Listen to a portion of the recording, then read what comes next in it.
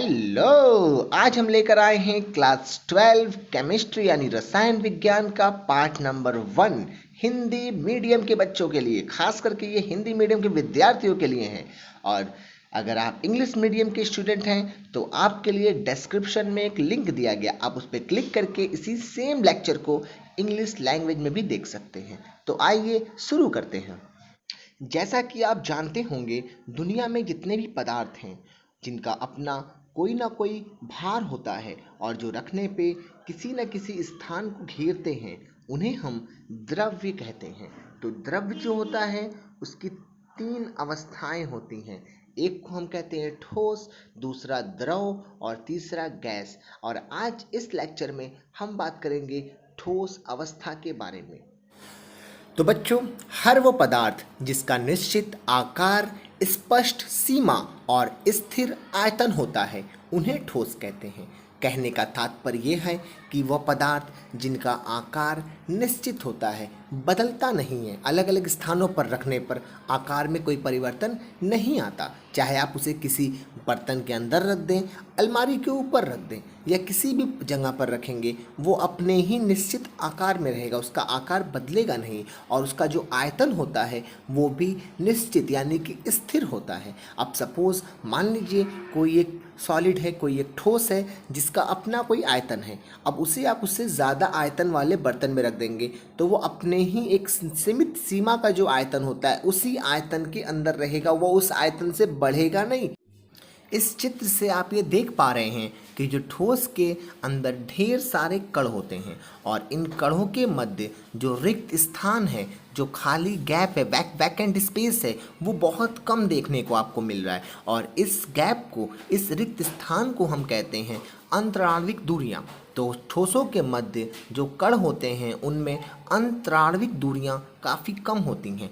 अब अगर उनके मध्य अंतराणविक दूरियां कम होंगी, मतलब उनके मध्य लगने वाला जो बल होगा, जिसे हम अंतराणविक बल कहते हैं, वो काफ़ी प्रबल होगा, काफ़ी ज़्यादा होगा। तो आइए अब हम देखते हैं ठोस पदार्थ के सामान्य लक्षण। सबसे पहले, प्रत्येक ठोस अवयवी कणों से मिलकर बना होता है। इसका मतलब दुनिया में जितने भी ठोस होते हैं वो छोटे छोटे कणों से मिलकर बने होते हैं। उन कणों को उसका अवयवी कण कहते हैं। अवयव यानी घटक जिसका वो बना होता है। तो वो छोटे छोटे कण जिन्हें हम अवयवी कण कहते हैं। और ये अवयवी कण कुछ और नहीं बल्कि अणु, परमाणु या आयन होते हैं। अणु, परमाणु या आयन होते हैं ये अवयवी कण। और दूसरी बात, ये जो अवयवी कण होते हैं ये आपस में मिलकर एक निबिड़ संकुलित संरचना बनाते हैं। बच्चों, निबिड़ संकुलित संरचना, इसका अर्थ ये है कि वो काफ़ी क्लोजली पैक्ड होते हैं, मतलब बहुत पास पास होते हैं। दूसरी बात, ठोस के जो अवयवी कण होते हैं उनके मध्य रिक्त स्थान काफ़ी कम होता है। जो अभी हमने आपको चित्र में दिखाया भी था कि जो ठोसों के मध्य जो रिक्त स्थान है, जो खाली जगह होती है, वैकेंट स्पेस, वो बहुत कम होती है। इस जगह को, इस रिक्त स्थान को हम कहते हैं अंतराणविक दूरियां। यहाँ पे आप देख पा रहे हैं अंतराणविक दूरियां बहुत कम होती है। और तीसरी बात बच्चों जो सबसे ज़रूरी है आपके लिए, ठोसों के लिए, ठोस के जो अवयवी कणों की जो स्थितियां होती हैं वो निश्चित होती हैं। मतलब उनका जो पोजीशन होता है, पार्टिकल्स का, कणों का जो पोजीशन होता है फिक्स्ड होता है। तो जो अवयवी कण की स्थितियां होती हैं वो निश्चित होती हैं। और ये कण केवल अपने माध्य स्थितियों के चारों ओर दोलन करते हैं। मतलब जो ठोस के कण होते हैं वो सिर्फ और सिर्फ दोलन, मतलब एक बार इधर एक बार इधर, जिसको हम बोलते हैं वाइब्रेट करना, ठीक है, कंपन करना। तो बस ये कंपन वाली गति करते हैं और ये अपने स्थान को छोड़कर दूसरे स्थान पर नहीं जाते, सिर्फ अपने स्थान पर ही दोलन करते हैं। तो और अब हम बात करेंगे ठोस पदार्थ के जो कणों के मध्य अंतराणविक बल काफ़ी अधिक होता है। बच्चों, ये पॉइंट आप देख पा रहे हैं, मैंने अभी आपसे कहा था कि जो ठोस पदार्थ होते हैं उनके जो कण होते हैं उनके मध्य जो रिक्त स्थान होता है वो काफ़ी कम होता है। और अगर रिक्त स्थान कम है, मतलब जो कण होंगे वो बहुत पास पास होंगे, तो वह एक दूसरे के ऊपर बल लगाएंगे। इसी बल को हम कहते हैं अंतराणविक बल, और ये काफ़ी अधिक होता है। नेक्स्ट, जो ठोस का घनत्व होता है वो गैस और द्रव्य की तुलना में अधिक होता है। घनत्व यानी कि डेंसिटी। और उसके बाद हम बात करेंगे ठोस असंपिंड होते हैं। असंपिंड का मतलब होता है इन्हें हम दबाकर पिचका नहीं सकते और ये कठोर होते हैं। असंपिंड मतलब ये इनकॉम्प्रेसिबल होते हैं, ठीक। और उसके अलावा कठोर यानी कि हार्ड होते हैं बच्चों। और उसके बाद हम बात करेंगे ठोस अवस्था में पदार्थ का निश्चित द्रव्यमान, आयतन एवं आकार होता है, जो कि इसकी परिभाषा थी। तो आइए अब हम देखते हैं ठोस पदार्थों का वर्गीकरण। ठोस पदार्थों को जो उनके कण होते हैं, जो मैंने अभी आपसे कहा कि छोटे छोटे कणों से बने होते हैं, तो जो कण होते हैं उनकी जो व्यवस्था के क्रम में, मतलब वो किस प्रकार से व्यवस्थित हैं, उसके क्रम के आधार पर दो भागों में बांटा गया है। पहला जिसे हम कहते हैं क्रिस्टलीय ठोस और दूसरा अक्रिस्टलीय ठोस। क्रिस्टलीय ठोस को इंग्लिश में क्रिस्टलाइन सॉलिड कहते हैं और अक्रिस्टलीय ठोस को एमॉर्फस सॉलिड कहा जाता है। तो बात करेंगे क्रिस्टलीय और अक्रिस्टलीय ठोसों में क्या अंतर होता है। तो आप यहाँ पे चित्र में देख पा रहे हैं कि क्रिस्टलीय ठोसों के अंतर्गत जो कण आते हैं वो एक सुव्यवस्थित क्रम में होते हैं, मतलब वो एक रेगुलर पैटर्न में अरेंज होते हैं, एक निश्चित क्रम में अरेंज यहाँ पे आपको देख रहे हैं। मतलब वो जो कण हैं, अवयवी कण हैं, उनका जो क्रम है वो सुव्यवस्थित है, अच्छे से एकदम अरेंज ऑर्डर में है, एक फिक्स निश्चित ऑर्डर में अरेंज है कि हाँ इसके बाद ये आएंगे, इसके बाद ये आएंगे। लेकिन जो अक्रिस्टलीय ठोस होते हैं बच्चों, इसके जो कण हैं वो देख पा रहे हैं कि असमान आकृति वालों कण जो हैं वो असमान ढंग से व्यवस्थित हैं, वो सुव्यवस्थित नहीं कहलाएंगे। उनकी व्यवस्था का कोई भी आकार, वो निश्चित क्रम नहीं है।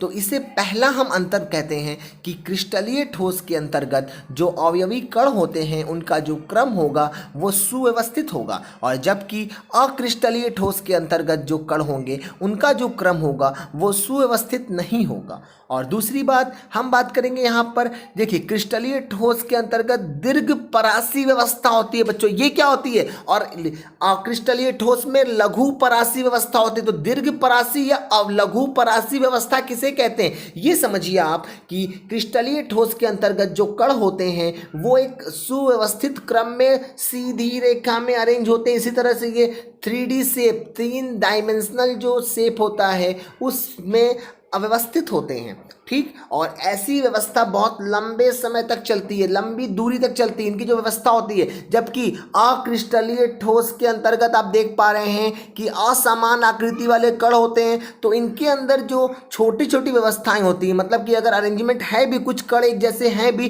तो बस कुछ दूरी तक होंगे, उससे ज़्यादा दूरी तक नहीं होंगे। तो आप यहाँ पे देख पा रहे हैं दीर्घ परासी व्यवस्था का मतलब आप ऐसे भी समझ सकते हैं कि अगर आपको मकान बनवाना है और ईंटों को आप सही क्रम में अगर आप सजाते हैं तो आपकी दीवार काफी ऊंची उठा सकते हैं आप, दीर्घ परासी व्यवस्था होगी। जबकि अगर जो ईंटें हैं उसे आप रैंडमली, उसे असमान ढंग से, अव्यवस्थित ढंग से अगर आप उसको रखते हैं तो उसकी जो दीवार होगी बहुत ऊंची नहीं जाएगी, दीवार गिर जाएगी। तो बच्चों अब हम बात करेंगे क्रिस्टलीय और अक्रिस्टलीय ठोस में अगले अंतर क्या होते हैं। तो अगर हम इनकी प्रकृति के आधार पर कहें तो प्रकृति के आधार पर क्रिस्टलीय ठोस को वास्तविक ठोस कहा जाता है, जबकि अक्रिस्टलीय ठोस को आभासी ठोस या इसे अतिस्थित द्रव कहा जाता है। तो वास्तविक ठोस का मतलब क्या होता है बच्चों, मतलब जो इसके कण होते हैं वो एक सुव्यवस्थित ढंग से सुव्यवस्थित क्रम में होते हैं। और सुव्यवस्थित क्रम में होने का मतलब देखिए यहाँ पे इस चित्र में आप देख पा रहे हैं कि एक अगर Na है, Na प्लस का जो आयन है, सोडियम प्लस जो आयन है, सोडियम का धन आयन है, उसके चारों तरफ आप देखेंगे, कोई भी अगर आप एक सोडियम प्लस का धन आयन ले लें तो उसके चारों तरफ आप देखेंगे कि आपको ढेर सारे चारों दिशाओं में आपको क्लोराइड के ऋणायन आपको देखने को मिल रहे हैं ना। तो मतलब एक सुव्यवस्थित ढंग है। आप किसी भी Na प्लस यानी किसी भी सोडियम के धनायन को आप देख लीजिए, आपको उसके चारों तरफ आप देखिए, यहाँ पे इधर इधर इधर और इधर ये आपको दिखेंगे क्लोराइड के ऋणायन। तो इसको बोलते हैं सुव्यवस्थित ढंग से अरेंज होना, सुव्यवस्थित क्रम में व्यवस्थित होना। तो ये आपका हो गया क्रिस्टलीय ठोस, जिसे हम वास्तविक ठोस कहते हैं। जबकि अक्रिस्टलीय ठोस में आभासी ठोस कहा जाता है, क्योंकि ये देखने में तो ठोस लगते हैं लेकिन वास्तव में जब इनके कणों का अध्ययन किया जाता है तो हमें यह मालूम होता है कि कण में के अंदर कोई व्यवस्था ही नहीं है, ये अव्यवस्थित हैं। अब जो बच्चों हम बात करेंगे अक्रिस्टलीय ठोस के बारे में, दो महत्वपूर्ण बातें। पहली बात कि अक्रिस्टलीय ठोस के प्रवाह की वजह से कांच की जड़ें थोड़ी मोटी हो जाती हैं। जैसे अगर आपके घर में कोई कांच की खिड़की है जो काफ़ी पुरानी है, तो आप उसे देखेंगे कि जो उसकी जड़ें होती है, जो बॉटम का पार्ट होगा, जो नीचे का उसका पार्ट होगा, थोड़ा ज़्यादा मोटा होगा किसके मुकाबले, जो उसके ऊपर का पार्ट होगा। उसके जो ऊपर का पार्ट होगा उसे आप देखेंगे थोड़ा सा पतला होगा। क्यों ऐसा क्यों होता है? क्योंकि उसके अंदर प्रवाह करने की एक प्रकृति होती है। क्योंकि कांच क्या है? अक्रिस्टलीय ठोस। तो ऊपर से कुछ कांच प्रवाह करके नीचे आ जाएगा, जिससे कि जड़ें क्या हो जाएंगी? मोटी। अब दूसरी बात बच्चों हम बात करेंगे, गर्म करने पर जो अक्रिस्टलीय ठोस होता है, यहाँ पे देखिए ये वाला पॉइंट, गर्म करने पर अक्रिस्टलीय ठोस क्रिस्टलीय ठोस बन जाते हैं। और क्रिस्टलीय ठोस बनने की वजह से जो प्राचीन कांच के टुकड़े होते हैं उसे आप देखते हैं दुधियापन आ जाता है, क्योंकि वो क्रिस्टलीय में चेंज हो गया, पहले वो अक्रिस्टलीय थे। तो बच्चों अब हमारा जो अगला गुण है जिसके आधार पर हम क्रिस्टलीय ठोस और अक्रिस्टलीय ठोस में अंतर बताएंगे, वो है विदलन गुण। देखिए विदलन गुण का मतलब होता है कि अगर हम अपने किसी भी ठोस को किसी तेज धार वाले यंत्र से काटेंगे तो हमें क्या मिलेगा, हमें क्या प्राप्ति होगी। तो सबसे पहले क्रिस्टलीय ठोस, अगर आप किसी भी क्रिस्टलीय ठोस को, जैसा कि यहाँ पे दिखाया भी गया, मैं यहाँ से इसको कट कर रहा हूँ, तो अगर मैं किसी भी क्रिस्टलीय ठोस को किसी किसी तेज धार वाले यंत्र से काटते हैं तो जो दो हमें सतह मिलेंगी, एक ये जो नई निर्मित सतहें होंगी वो एकदम चिकनी होंगी और सपाट होंगी बच्चों, मतलब एकदम क्लीन होंगी, ठीक। और इसे हम बोलते हैं क्रिस्टलीय ठोस का विदलन गुण। अब अगर हम अक्रिस्टलीय ठोस देखेंगे बच्चों, तो उसके अंतर्गत क्या देखेंगे कि जब आप इसे किसी तेज धार वाले यंत्र से भी काटेंगे तो जो इसमें जो नया जो टुकड़ा मिलेगा, वो टुकड़ा जो होगा, वो सतह जो होगा वो कुछ खुरदुरी होगी, वो सपाट और चिकनी ना होके खुरदरी होगी। जो अगर हम गलनांक की बात करें, यानी कि जो वो मेल्ट कर रहा है, मेल्टिंग पॉइंट की बात करें, या उसका अगर हम गलनांक वक्र देखें, यानी कि अगर हम उसका गलनांक यानी मेल्टिंग का जो ग्राफ देखेंगे, तो हमें यहाँ पे एक चीज़ समझ में आएगी कि जो क्रिस्टलीय ठोस होते हैं बच्चों, इसका गलनांक एक निश्चित होता है। निश्चित का मतलब एक फिक्स्ड होता है। जैसे अगर एक बर्फ़ है, आइस है, तो अगर हम देखेंगे तो बर्फ़ जो होता है हमेशा जैसे गर्म करेंगे तो ऐसे तापमान 100 डिग्री पहुंचेगा। 100 डिग्री तापमान पे पूरा का पूरा बर्फ़ एक साथ पिघल जाएगा। वो सारा बर्फ़ जो होगा वो लिक्विड यानी पानी में चेंज हो जाएगा। इसी तरह कोई भी जो क्रिस्टलीय ठोस होते हैं वो किसी एक तापमान पर तुरंत के तुरंत वो गल जाते हैं, पिघल जाते हैं। जबकि अक्रिस्टलीय ठोस में ऐसा नहीं होता है बच्चों। अक्रिस्टलीय ठोस एक टेम्परेचर का रेंज, उसे हम बोलते हैं परास पर, वो वाइड रेंज ऑफ टेम्परेचर पे, मतलब एक परास है, कुछ एक सीमा है टेम्परेचर की, उसके बीच में वो धीरे धीरे पिघलते हैं। वो एक साथ नहीं पिघलते, वो पहले नरम होते हैं फिर पिघलना स्टार्ट करते हैं। और यही कारण है बच्चों कि हम अक्रिस्टलीय ठोस जो होते हैं इनको हम किसी साँचे के रूप में ढाल सकते हैं। जैसे प्लास्टिक के हम सामान देखते हैं कि हमें अलग अलग आकार की प्लास्टिक क्यों मिल पाती है, क्योंकि अगर हम प्लास्टिक को गर्म करने जाएंगे तो वो धीरे धीरे पिघलेगा, पहले नरम होगा और फिर हल्का हल्का पिघलेगा। तो जब वो नरम होता है तब हम उसको किसी साँचे में ढालकर उसके हम अलग अलग आकार, अलग अलग रूप दे सकते हैं। जबकि क्रिस्टलीय ठोस में ऐसा नहीं होता है। क्रिस्टलीय ठोस जितने भी होते हैं सबका गलनांक एकदम निश्चित है कि हाँ ये इस तापमान पे आप ले जाएंगे तो तुरंत वो पिघल जाएगा, और उससे पहले अगर आप 1 डिग्री भी कम रखेंगे तो उस समय वो ना नरम होगा ना पिघलेगा। तो ये हो गया इसके गलनांक के आधार पर अंतर। अगर आप इस चित्र को देख पा रहे हैं तो आप देखिए यहाँ पर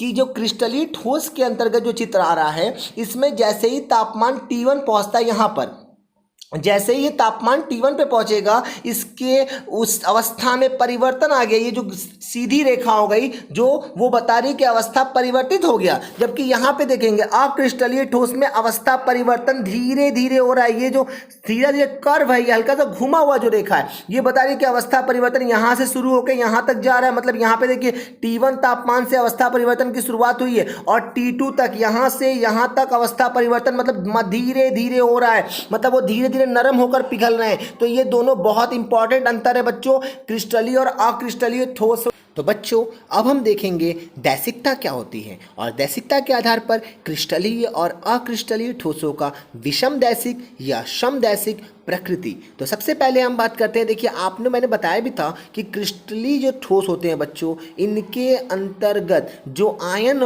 कण होते हैं वो एक सुव्यवस्थित ढंग में लगे होते हैं। तो अगर वो सुव्यवस्थित ढंग से लगे होते हैं, इसका मतलब क्या होता है कि अगर एक धनायन उसके बाद ऋणायन आएगा सदैव, उस सदैव के बाद ऋणायन के बाद हमेशा धनायन ही आएगा। मतलब ये एक व्यवस्था होती है उसके अंदर, और ये जो व्यवस्था होती है ये दीर्घ परासी व्यवस्था लंबे समय तक यही चलती है। और अगर अब हम इसको दो अलग अलग दिशाओं से काटते हैं, सपोज मान लीजिए मैंने यहाँ पे रेखा एक ले लिया, पे ये रेखा और दूसरी ये रेखा, मैंने अगर इस दोनों रेखाओं से इसको व्यवस्था को कट किया, इसके अणुओं को कट किया, तो मैं ये देखूंगा कि जो पहली रेखा है उसके दोनों तरफ और दूसरी रेखा के दोनों तरफ जो अणुओं का जो व्यवस्था क्रम है वो अलग अलग देखने को मिलेगा मुझे। देखिए पहली रेखा के दोनों तरफ आप देखेंगे तो धनायन ऋणायन ऋणायन धनायन ऋणायन धनायन, जबकि दूसरी रेखा में ऋणायन ऋणायन ऋणायन एक तरफ है और धनायन धनायन धनायन एक तरफ है। इसका मतलब कि दोनों में जो भिन्न भिन्न प्रकार की व्यवस्था है, भिन्न भिन्न क्रम में लगे हैं। जब उनको हम अलग अलग